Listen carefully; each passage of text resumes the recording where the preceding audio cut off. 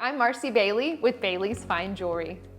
We want you to know the industry lingo to give you the upper hand when standing at the jewelry counter.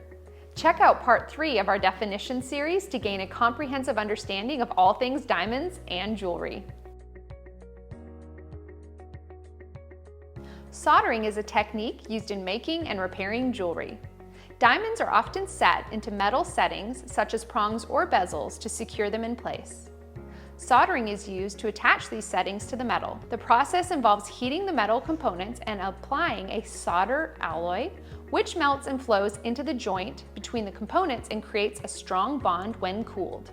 Soldering requires precision and skill to ensure the solder flows evenly and forms a clean, durable joint without damaging the surrounding metal, diamond, or gemstones present.